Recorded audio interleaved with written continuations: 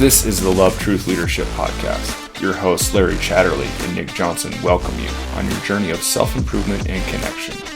Listen as they combine their different experiences of life to help you learn leadership is not just a title, but the profound expression of the love and truth you bring into the world.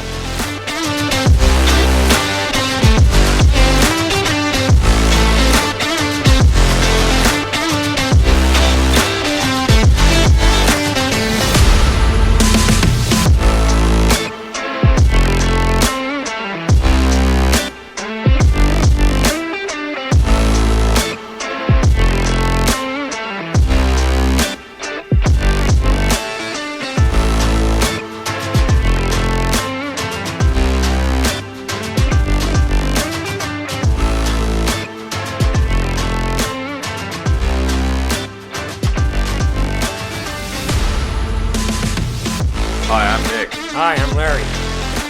Welcome to LTL, everybody. Hope you're having a wonderful day wherever you are. Today we're going to be talking about purpose and meaning, and maybe finding purpose and or meaning in your life. So what does purpose and meaning mean to you, Nick? Oh, that's a tough question. It's something I feel like purpose is something that I do to define my meaning. I wake up with purpose to go to work. I would say that's a rudimentary purpose. I feel like everyone has that, right? But at the same time, I wake up this morning to come do a podcast, and that's my real heartfelt purpose. Something that I'm excited to do. Something I'm excited to share the story, and that in my life gives me meaning. And I feel like meaning is like a big word, where purpose is what you do to fulfill that big word of meaning. Or meaning is values and beliefs, and it's so much in comparison to what purpose is. A little bit more definitive. It's like it's your end goal. At the same time, purpose can be really big too. My purpose is to make this podcast with you and share a message, and at the same time grow it, make it to where it's something that I am able to do all the time. And then meaning is a hard definition for me, because it's who I am. It's my what, right? It's why I do it, and my purpose is more of your what? Yeah, more of my what. So meaning is more of the why. Yeah. Meaning is I do this to help improve the lives of others through my experiences. So it's something greater than yourself. Yeah, 100%. Yeah, meaning is much bigger than I am. Makes a sense of feeling valued by helping others. Yeah. Right? Yeah, definitely. Meaning, I actually was looking it up last night, and I was lost, a little bit, because it was just like, man, this is such a big subject. Meaning, has a lot of definitions in the dictionary. The one that I found that really resonates is the true purpose of something.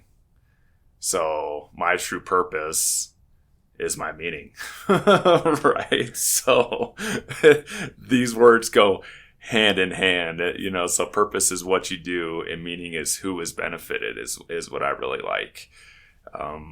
I do this podcast to benefit lost people that are having struggles in their life and stuff like that. And then use me, more 100% use my failures, me as my life experience as your example to what to do and what not to do. So that's definitely purpose and meaning for me. But before we get into that subject, I wanted to talk about one thing about last episode real quick. Okay. And we had Sam on, and man, I was really happy with how that episode went. It went really well. Little to no editing, which is super awesome. We were talking about discipline, and I actually had this for the episode, and I completely forgot to mention it. And it's about the building a habit, basically, of anything. And I'm relating it to building a habit of working out. And so say you have $100, right? You have $100 in your hand, and you add 50%. somehow you get it, you're able to multiply it and add 50%. You have $150. But then say, if you lose 33% of that $150, you're back to 100. And how that builds that habit of discipline is, if you're trying to build a habit of discipline and you keep working on this habit of discipline with whatever it is, and you get up to where that 100% multiplies into a 150, and then you take let's say you work on this habit for 3 months, and then you take 1 month off, you're back down to where you were, basically. So you're building this habit of working out, you get into shape, you're at that 150% or $150 of, in shape or whatever. And then you take 1 month off, which would, 30%. You're back down to that 100%, which is, I think that's kind of mind blowing. It's one of those things where it's like, okay, so this is the reason why I want to keep doing this and why I don't want to lose track of the habit I'm building or the discipline I want to have in something, is because if I take this little bit of time off, it's more detrimental to the whole encompassing whole, basically, I feel like that's a really big deal. And it's something that I'm kind of disappointed that we didn't talk about in the last episode, but we're covering it now. I'm glad you brought it up. Yeah. But what about you, Larry? Let's get back into the subject. What's purpose and meaning for you? Purpose, meaning, similar to what you talk about. I mean, I got to look at my whys, my values, and what's important, and then the purpose is to kind of fulfill that meaning, the goals I set. Yeah. You've been quite altruistic in your life, though, too, right? So you've built wells in Africa and raised money for doing that. You've done a lot of charity rides, and so that gave you a lot of purpose as well, right? A friend of mine years ago, his name's John, he's the one that got me started in running. And to develop that habit, I think I mentioned this in another podcast, he would show up every morning at 6, and he eventually turned into cycling himself because the running was so hard on the knees, like myself. He mentioned years ago, he says, people do a lot of bike races, but he says he doesn't see any altruistic benefit out of it other than, you can pat yourself on the back and say, hey, I did this, I got a medal, whatever. So he said, Larry, if you're going to do riding, think about a purpose more than just yourself. Yeah. You know what I'm saying? Get that motivation of he says, other than just do the ride, how can that benefit? So every ride since then is tied to some type of charity thing that one was the water wells in Africa, and there was a clinic we put over there, and also ALS I rode. My first long distance ride was for raising money. That's Lou Gehrig's disease. And so other future rides, and this last one in France was raising for funds for endangered youth that are in trouble, that have serious problems. Yeah. So everyone, it provides more meaning in the ride than just the ride itself. Exactly. Yeah, it gives you a reason to do it, which is giving that ride meaning at the same time. It's kind of a payback, Yeah. Or pay it forward, I guess. Yeah, 100%. So there goes that gratitude again, right? It's that gratitude. Yeah. Yeah, the pay it forward is so important. It feels like you're creating value in your life, and you feel like you're making a contribution. Yeah. And if you think of all the blessings we have in life, and we live in America, we'll probably considerably have many more things to be grateful for if you think about it, at least from lifestyle, compared to other countries. Yeah. Yeah, I feel fortunate that we can do that, and I feel grateful that we are able to do these podcasts. Yeah, that's for sure. Me too. I feel extremely grateful to be able to do this and to share a message. It's one of those things where, living here is hugely beneficial. It was something I read the other day, and if you have clean water, a roof over your head, food to eat, and there was something else I forgot. I think a pocket change or something. So much money or something. Yeah, and then you're in the if you have change in a bowl. Yeah, that's what it is. Yeah, you're top the 6% of the whole world. Yeah, for real. And that's just wow, okay. So that puts it in perspective. Or 8%, it's unbelievable. Yeah, and so when we're very fortunate to be where we're at and to be able to do what we do and have what we have.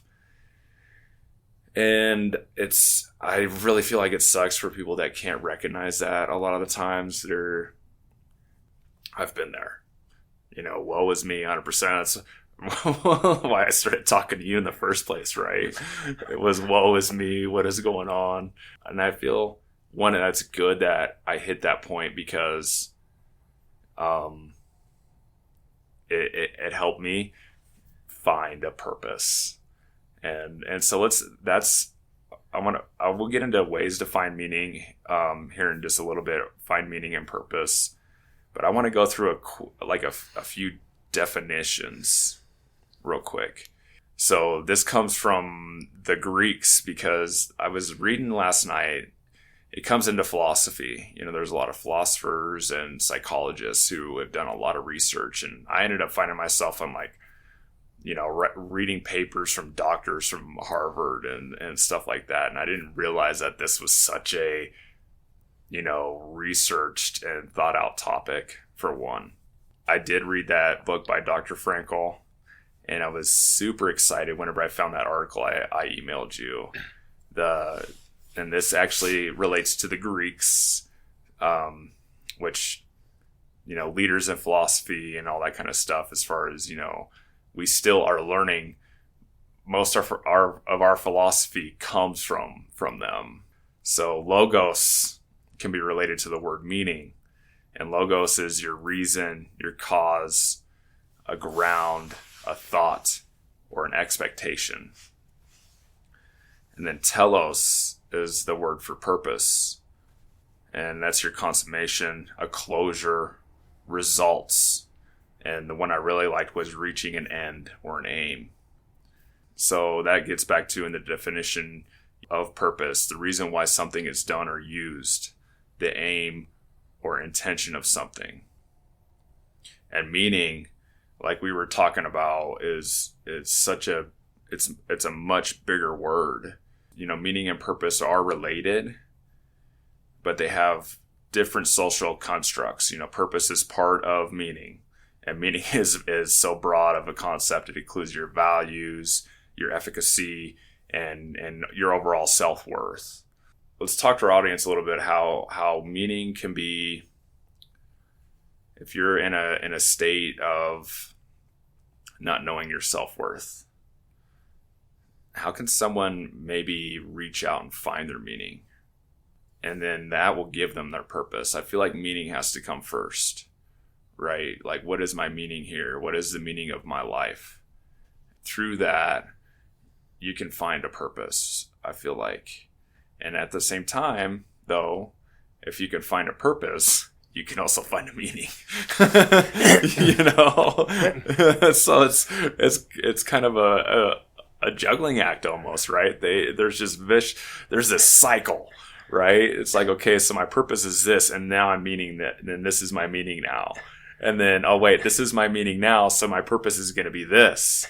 So what are some ways that people can find either one of those, basically? Well, I think a good method is just journaling. Just writing down your thoughts. And don't... Telling your story. Yeah. Don't write it as if you didn't really... It didn't matter if anybody read it. Some people write and they're afraid someone's going to read it. No, write it as if no one was going to read it. Yeah. So you can get your true feelings. As you're writing, start asking a lot of questions. What is it? What do I want life to look like? What about this? Ask a lot of questions. Yeah. And I think those questions are going to lead to some answers. And those answers could be things about you feeling in your element. I've never ever heard of that, where people are in flow. Means you're doing some activity you're so passionate about, time just escapes you. Yeah. Right? Yeah. And sometimes those things will give you meaning. Yeah. And when are you in flow? I call it in your element. Anyway. So sometimes, Nick, maybe you work on something and you're so engrossed on it, all of a sudden you go... Just like last night, I was sitting there, I got off work about, I would say I left the shop at 5 o'clock. Right. And I got home and I got on my computer and I started doing a little bit of research for tonight's episode. And the next thing I know, it's 9:30. Like, not even aware, that time is just flying by. And it was really awesome. Meanwhile, you're texting me all these cameras and stuff, and I'm looking at the camera, and then I'm like, oh, wait, okay. Let me... I disrupted your inflow process. No, you're good. You're good. No worries. I'm like, yeah, what about... I really like reading. I think reading can help find a lot of purpose because, it connects us to people you'll never know, right? And it allows us to like sit in other people's shoes and connect to what they're going through. Somebody has this purpose in their life. Wow, I really relate with that. Maybe I can pick up the flag, too, with them and kind of do their purpose, but in my own way. It brings out your imagination, reading does. And I love imagination. I use it daily. I imagine my vision and all that kind of stuff. And you can use your imagination as your purpose. You can start imagining what you want to do. And then if what you're imagining is you start to feel uplifted from that imagination that you're bringing into yourself, make that your purpose, and so one way that you can definitely turn on your imagination is through reading. What do you think about relating to what people have gone through? Maybe seeing that a suffer that you've gone through and don't want to have other people experience that suffer. I mean... Yeah, we talked about that earlier about suffering. Suffering actually in many ways can be positive because it can produce more deep meaning in your life. It makes you reflect on things that you can have value on. So suffering can be two ways. It can either harden your heart or soften your heart. It can soften your heart for the better, where you have more love and compassion, or it can harden your heart. Yeah. Kind of like a boiling water. Put a carrot in boiling water, it gets soft, and if you put an egg in, it gets hard. The question is, you got to decide what are you going to do with that suffering? Yeah, are you going to be a carrot or an egg? Yeah. You're going to like wrap up in your shell, or go wrap up and be hardened, and and then you're not as empathetic, you're not caring, compassionate. Yeah. Or you can use that suffering for the betterment, using that suffering to create more meaning in your life, and maybe experience the fact that, okay, I don't want to go through this again, and you know what, I don't want people to go through this as well. Or either that, or enhance your ability to help people go through it. Yeah.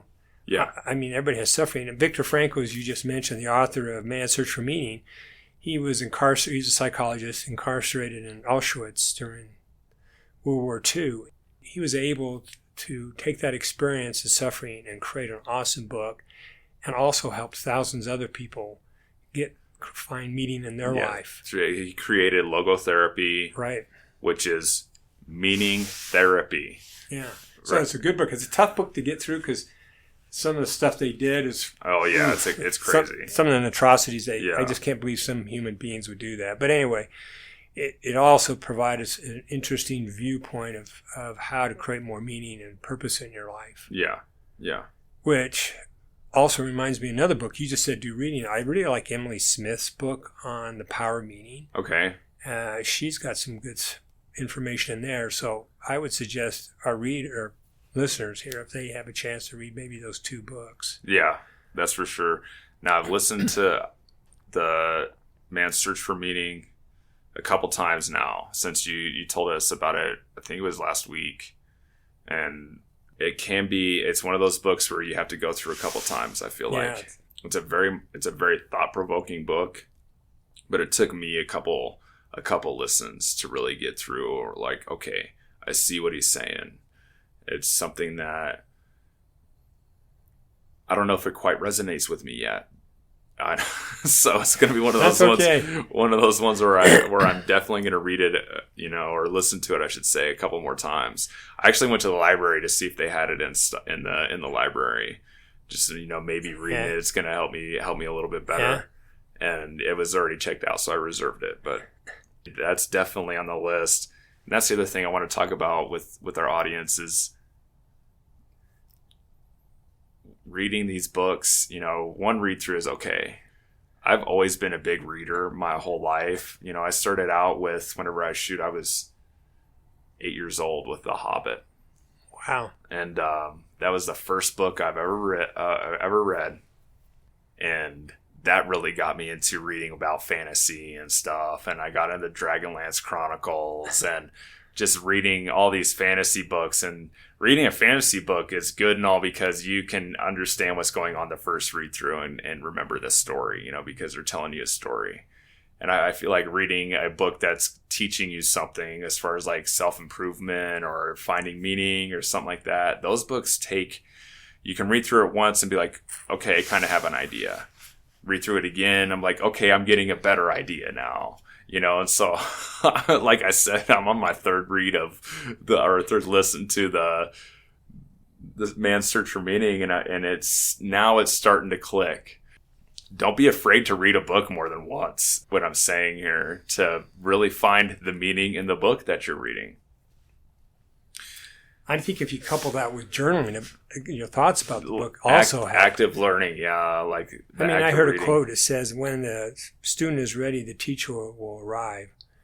And it was Kilgore who said that when we're in life, when we're really looking for answers, I think then we're ready and we'll see those answers as we study and journal and reflect and meditate and connect with other people and do the gratitude. You know. Yeah, you could read this book like 3 or 4 times and you're still like, okay, cool, I don't get it. And then one day you are approached with the scenario. Then you're like, oh, wait, I see what the book was saying now. You know, that kind of stuff. I also see that happens to me kind of quite regularly, actually. See, and so what's happening now, the teacher is arriving because you're ready for it. You're at a point you go, wow, I never saw that before. How come I didn't see that? Exactly. Right? Yeah. Because you were looking for it. Yeah, exactly. You know? Exactly. But unfortunately, most of us, it takes a while to see the answer. Yeah. It usually requires, actually, unfortunately, it's many times through the suffering where we find those answers. Yeah. And that's why I like authors a whole lot, is because they're finding their meaning and purpose in writing these books and teaching the subject, telling their story. So that's another way that somebody can find meaning, is by telling your story. Find curiosity in your life. Right. If you see meaning and purpose in your own life and you're able to just tell a story of like meaning and growth, like what I'm actually doing here with the podcast, that's giving me a purpose because I'm able to tell my story of my growth and, you know, ways that I've managed to overcome obstacles and that kind of stuff. You get to see your own strengths and you can use that to help people. Which then again increases our sense of self-efficacy. And that's a word, efficacy, that I'm actually going to look up the definition for you guys real quick, because that's a word that totally stumped me whenever I saw it. The ability to produce a desired or intended result. So, whatever. Back to purpose. Exactly. So it's like efficacy can be definitely related to self-purpose. Can I insert something here? Larry, you don't even have to ask. Go ahead. There was a book called Gain Control of Your Life by Robert Bennett. It's out of publication. It was a little awesome book, and I read this back in the 80s, so it was at least 35 years ago. Okay. And in this book, he described a behavior model, and that model has been used by a lot of authors. It's used a lot in the Covey Institute's books. So, but I don't know who was the originator of the behavior model. It was in the early 80s when I was reading it. And there was these 4 sections that he talked about. He says there's 4 primary needs that people have in life. Is to live, you know, that's food, shelter, clothing, stuff, you know. And to love and be loved, right? Yeah. To feeling valued, that's like leaving a legacy. Yeah. And the last was learning and growing. You know, continually grow, learn, you know. And so he says the primary things that you do in life are in fulfillment of those 4 needs. Yeah. Right? Yeah. For the most part. Okay. So our listeners need to know that what we do every day is in fulfillment. Then there's what our belief system is, kind of the why. I mean, that is the needs that need to be filled. Then we have a belief system, what I need to do to get me to fulfill those needs. What do I have to do every day? Okay. Right? Yeah. So, and sometimes those beliefs are correct or incorrect. Yeah. Yeah. So then this next one is the behavior. Okay, here's what I believe is going to happen. And so I follow up with my behavior, right? Yeah. And then the behavior produces results. This was the key thing I got. If the results over a period of time don't fulfill your needs, what does that tell you about your belief system? Yeah. It's incorrect. Yeah. And the problem is a lot of people, when you see a person do something, you look at their behavior. You go, man, if you do this, you're going to crash or whatever, right? Yeah, If you drink and drive, you're going to eventually have some serious problems. It's some serious consequences, yeah, as for we sure. all well know. Yeah. And so what happens is people sometimes just focus on the behavior. Get your act together. Do this, do that. But until they change their belief about it. Or, belief in themselves as well. That's right. Yeah. They got to change the belief. And so the things that we've been talking about, gratitude and love and cultivating a different mindset, helps us get better results. Yeah. Yeah. Right? Which is big. Yeah. So a lot of things in life, people are fulfillment for happiness. And sometimes they get immediate pleasures, but they don't get deep meaning fulfillment. Yeah. So, for example, I could go eat fast food all the day. I get a slight pleasure, and I don't eat fast food. But what's the result going to eventually be? Oh yeah, I'll be diabetic, overweight, upset stomach, all that stuff, cardiovascular problems, hypertension, all those things I don't want. But at the moment, you get a high sometimes on some of the stuff we eat. Yeah, 100%. So, for example, a lot of people are struggling with life when it comes to addressing certain things, so they get addicted to certain things. Yeah. It's kind of like self-medication. Well, yeah, you're like, okay, so you're like, okay, I had a stressful day at work. Right. Or my life is just stressful and I don't have a healthy way of handling it. So I'm going to go home, I'll crack a beer. That beer wasn't enough. Let me crack another one. And then another one. And then another, and then the next day you still have that same cycle because you're not knowing how to handle the stress that you're having. So the next day, okay, now I'm going to have 3 beers to help relieve my stress. And then I had a good friend who suffered severely from alcoholism. I mean, he was my best friend. And I had to quit hanging out with him because it's like, dude, I can't just sit here at your house and just get wasted.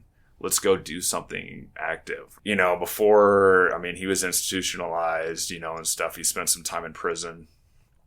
And which, granted, he did break the law to make that happen, but at the same time, after the fact that he got out, he lost that sense of meaning in his life. And a lot of prisoners really suffer with the fact of being institutionalized, the fact that they've been in this cell for so long, and they're afraid of repeating their same habits or behaviors that got them in trouble in the first place.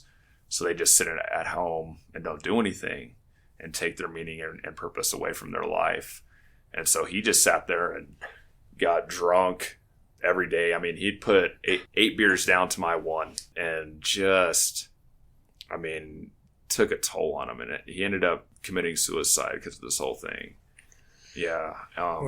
Yeah. But at the same time, and I felt our relationship where it started shifting. I was riding my bike every day and having that meaning in my life. Like, I want to get up early and go ride this trail. So that gave me a purpose, and that gave me, I am a mountain biker. It gave me a title, right? Basically, which gave me a purpose to do. And he resonated with being a prisoner. While that's his meaning and his purpose, it wasn't healthy for him. We need to start looking at turning those hurts and feelings that we have, like he was suffering, into something that's more of a guidance, I feel like. And if he would have reached out for that a little bit more, he wouldn't have been down that path. Yeah. I think, Nick, at least for me, and I'm sure this is with others as well, one of the most therapeutic things for me, I guess, is making a difference in the lives of others. So what's good therapy is like volunteering for something. Yeah. It's interesting because when you start thinking, It's great self-help by helping others. Oh yeah, 100%. When you're helping others, you start reflecting differently and seeing things differently. And then and then that creates more meaning in your life. Yeah. So when you see, and some of these people, when they've got out of prison, I'm not saying a lot, there's a few, you read their stories, there's some people who've come through some pretty tough times. Oh yeah. And they had this epiphany. They go, whoa, I can make a difference. And some of them can actually become great leaders, but like Gandhi, he went through some tough times. Yeah. But had a profound influence in the people in India and getting free of the British Empire. But sometimes we can do something very powerful for our life. We just have to make a choice to do it. How do I say? Self-medication of the different facets out there, that just it keeps you from moving forward in a meaningful way. Yeah. So then you need to question yourself, hey, how do I need to see things differently about myself? That's back to journaling. And I read a book years ago. I can't remember the last name of the author, John Kranick or something. He wrote 365 letters. He's an attorney in California. He was at a point in life that he was very unhappy. Uh-huh. Extremely so. And for some reason, he had this insight to write a thank you note that people made a difference in his life. Okay. And he wrote a note every day for 365 days. People just thanking somebody. Someone, even if it was at the Starbucks and the lady gave him a smile and just treated him, with respect, he'd write a letter to that person. But he started writing people and teachers and a lot of other people. Yeah. And when I read this book, it was about 4 or 5 years ago, I started writing. I wrote probably 100 plus letters. Unfortunately, there was a bunch of people I wished I wrote a letter, but they'd passed away. Yeah. So do it before it's too late. It's too late. I thought, oh my God. Yeah. Well, and so he found that totally changed his life. He got out of this, slump of being, woe is me and victimization, because that leads to usually some form of self-medication. Oh yeah, 100%. Yeah. Drinking or drugs or whatever it is, whatever gaming, whatever the addiction is. Exactly. And so that got him out of that element, that thank you, that gratitude, and he started writing it. So I found it very rewarding, and particularly there was one of my professors who was still alive, and I've heard through a friend it had such a profound impact on him because he'd never had a student ever write him a letter. Really? Of gratitude. He said it's the first he'd ever seen. Yeah, that's another story that I was... 50 years later, it took me to write it, and he was one of the few that were still alive, but unfortunately, a lot of them... So that brings us into another way to find meaning in your life, and it's listen to what other people appreciate about you. And I was reading a story about this teacher who... He was teaching troubled youth it was some special school, right? Why am I even doing this anymore? I don't feel like I'm making an impact, like I'm making a difference. And he had this student who reached out to him 5 years after she graduated from the school and wrote him a letter and said, hey, listen, I want to let you know how much I appreciate what you've done for me in my life, that you were the teacher that guided me and showed me how to be a better person and this and that, and actually asked this teacher to walk her down the aisle for her wedding. That reignited his purpose. Okay, I'm a teacher for troubled youth. And that reconnected him to something that he was already doing. He found his purpose again by somebody thanking him. Now that's something that can be sometimes tough because I have a hard time with this as well. I went to go pay gratitude towards my dad on Thanksgiving, and I love my dad to death, and I can tell him all this stuff. But whenever it comes to being, open in this way with him, it's a little tough. It's going to be one of those things where that subject itself, hearing what people appreciate about you, that's going to be one of the hardest ways to find purpose and meaning. Because I don't feel like a lot of people are really open with how much they appreciate other people. Or hey, you made this impact on me in my life, and I want you to know that you've made this impact, and I appreciate you for it, or something like that. When it comes down to it, that's where it relates into the other way to find meaning in your life is your community that you're in. If you're in the community or you're in a social structure where your purpose is, or your meaning, or what you're bringing to people is not being noticed or, acknowledged, maybe try to find a different community where they're a little bit more open and a little bit more acknowledging of who you are as a person. So I'd say the best self-help, one of the best self-help is help others. As you help others, it'll help you establish and find more meaning and purpose in your life. And then you're also going to be surrounded by people who are also doing the same thing. Same, like-minded. So I'm just saying, if you're anybody out there listening is struggling in life, go find some cause. Go help someone. Go do something. Yeah. Yeah. Whatever that may be. My son one time, he was a student abroad for a semester, and he went into some of the countries like Egypt and Ethiopia. Uh-huh. And he said it was a huge paradigm shift. He had no idea people lived the way they did. I really like this quote. It's the nobility of our purpose reflects the company we keep. If you're finding that you're like, okay, I'm lacking a lot of purpose in my life, start looking at the people around you. What are they doing? Yeah, are they lifting you up or pulling you down? Exactly. It reminds me of the crab story about there was this bucket and the crab it wasn't very big, and this guy come up and said to the fisherman, he says, hey, the crabs they're going to get out of that bucket. It's not very high. He says, no, they won't. He says, why? Well, because as one crab tries to get up over, the other crab will grab it and pull him back down.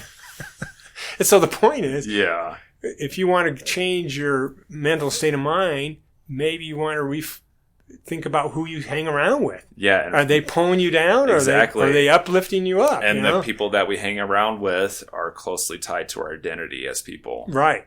So if you're sitting here asking yourself questions about these people, like, what do you have in common with the people you hang out with? Who are they trying to be? What impact you see the people that you're hanging out with are having on the world? Is it a positive impact? Can you help them making that positive impact? And then, like, what do they need from you? And then can you give them what they need?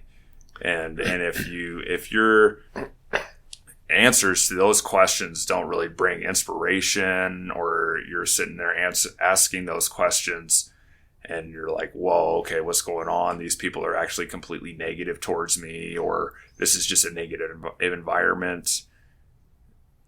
Start to question your identity.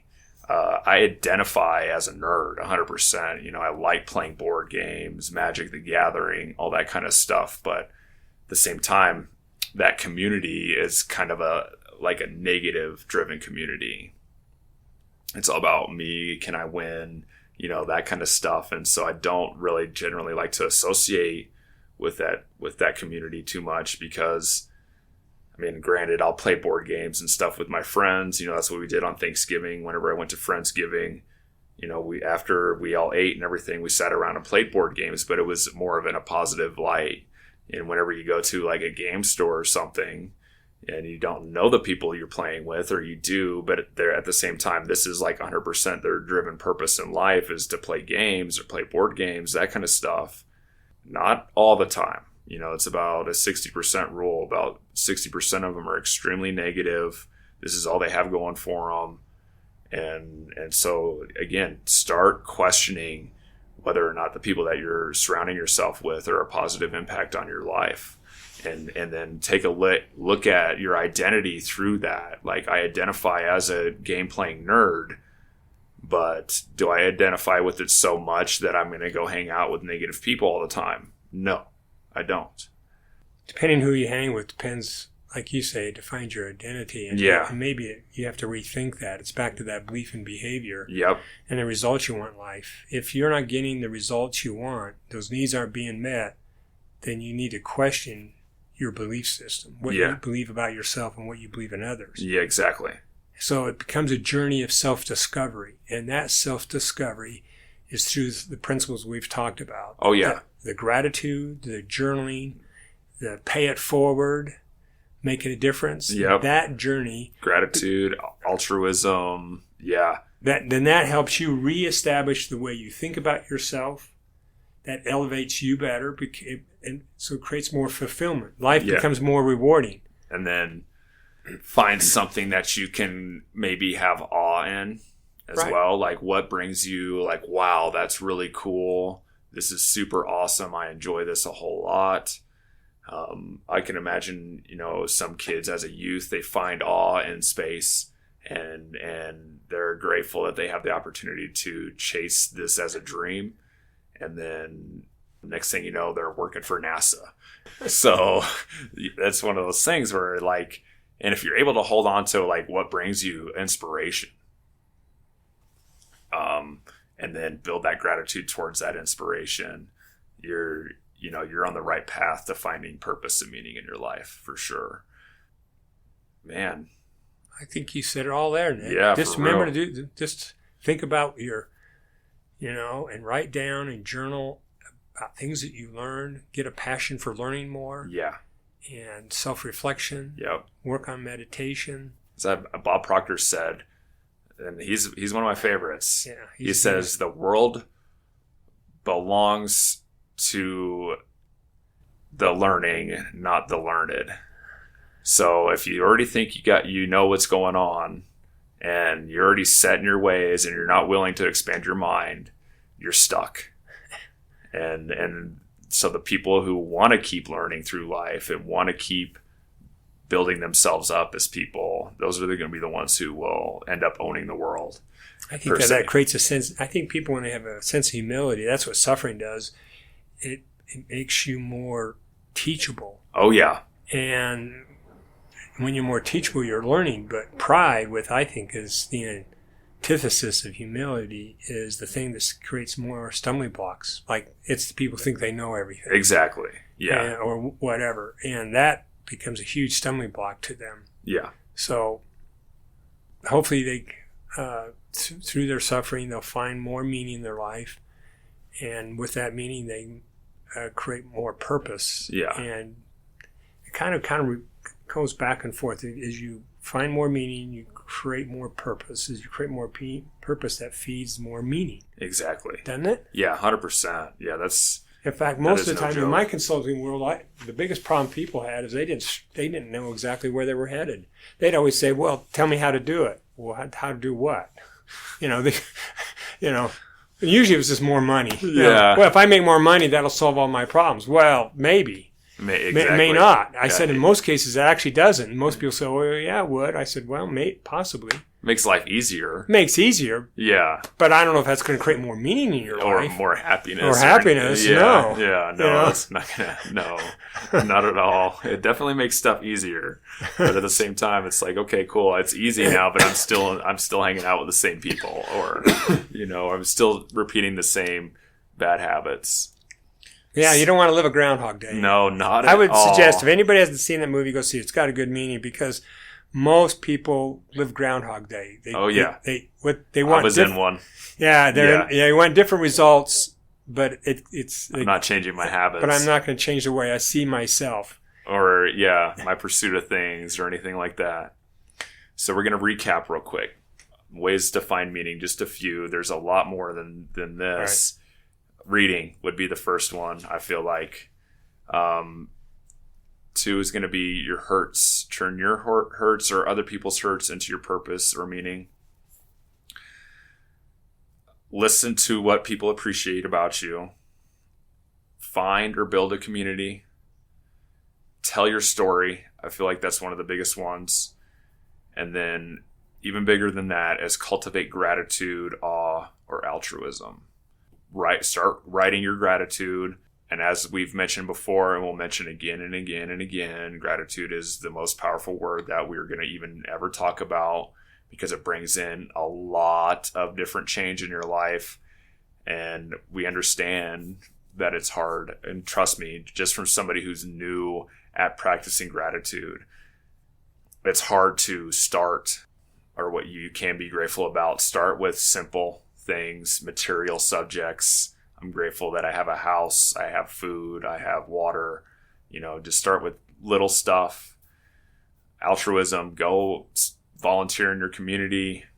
Go to the local task force that you have on their food bank days or whatever that you can do. Pick up trash, something like that. And then awe is going to be what inspires you. What do you find joyful? What really makes, your brain explode with, I'm so excited about this. I can't wait to do it. That's why I have a lot of awe with the podcast. Whenever I'm done editing an episode and I finish listening to it, I'm like, yes, I do a little celebration. Like, this is where it's at. I have my impact. From there, back to gratitude again. I want to touch on a subject, and I feel like the more I've been practicing gratitude, the more that I realize that I've been practicing gratitude in my life. And that's really what's helped me, get over my struggles. And I feel like a lot of people do practice gratitude and don't recognize it, that they're doing it. Larry, I get migraines, right? And I'll have a migraine wake me up at 2 a.m. And the number one thing that gets me through that migraine is sitting there going, at least I'm alive to feel this pain. It's like, thank you that I'm just so grateful I'm alive that I get to feel this pain, because otherwise, if I wasn't alive to feel this pain, I wouldn't be able to meet Larry on Sunday morning to record a podcast. But yeah, I think we're going to close out there. Yeah. Anything else you want to add, Larry? All I would say is I recently read a book called Wake Up with Gratitude, and it's by Christine Nelson, I believe. It's a great book. If we're talking about reading, if they want to read, she's a survivor of cancer, but I really like the way she approached the subject. And I would also say for those who feel connected to God, to pray about. Yeah. Prayer of gratitude is very important. Or whatever your higher power is, for sure. Just put it out there to whoever, just send a thanks out, for sure. Well, thank you for you guys listening today, taking the time. Yeah, we're really excited about next week. I am bringing on my cousin. She's a breast cancer survivor. And she's going to have a lot of cool stuff to talk about. So tune in for next week as well. Well, I'm Nick. I'm Larry. And this is the LTL Show. Thank you for listening. Have a grateful day.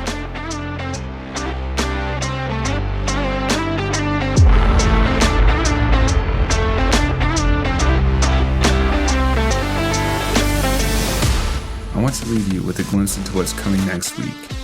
Larry and I will delve into the transformative power of a positive attitude, featuring a special guest who holds a dear place in my heart, my cousin, Christy Pinkney. Join us as we explore Christy's incredible journey as a breast cancer survivor, discovering how she harnessed the strength of a positive attitude to not only overcome adversity, but also turn it into a powerful platform for education. Her story is a testament to the resilience that love, truth, and a positive mindset can bring into our lives. Until then, stay inspired, lead with love, and always seek the truth in your leadership journey. As always, Larry and I greatly appreciate you, and thank you for listening.